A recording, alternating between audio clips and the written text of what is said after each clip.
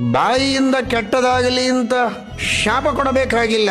ಮನಸ್ಸಿನಲ್ಲಿ ನೊಂದುಕೊಂಡರೂ ಕೂಡ ಸಜ್ಜನರು, ಸ್ತ್ರೀಯರು, ಪುಣ್ಯಾತ್ಮರು, ಅದರ ಶಾಪ ಆ ನೋಯಿಸಿದ ವ್ಯಕ್ತಿಗೆ ತನ್ನಷ್ಟಕ್ಕೆ ತಾನೇ ಬಂದು ಬಡಿಯುತ್ತೆ.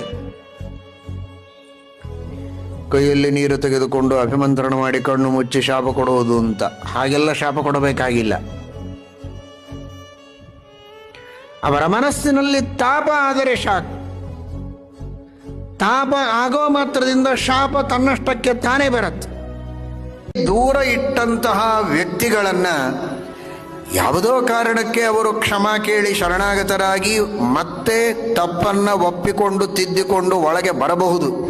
ಬಂದ ಮಾತ್ರಕ್ಕೆ ಪೂರ್ಣ ವಿಶ್ವಾಸ ಇಡಬೇಡ ಅವರ ಮೇಲೆ ಅಂತಾನೆ ರಾಮ.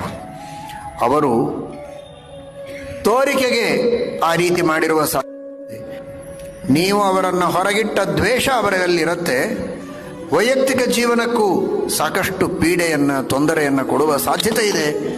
ಅಂಥವರನ್ನ ಬಹಳಷ್ಟು ಪರೀಕ್ಷೆ ಮಾಡಿ ಸ್ವೀಕಾರ ಮಾಡಬೇಕು ಅಂತ ಹೇಳ್ತಾನೆ. ಅವರನ್ನ ಹಗರಾಗಿ ಕಾಣಬೇಡ, ಬಹಳ ಗಂಭೀರವಾಗಿ ಅವರ ಬಗ್ಗೆ ಪರೀಕ್ಷೆಯನ್ನ ಮಾಡಿ ನೀನು ಜಾಗರೂಕನಾಗಿರಬೇಕು.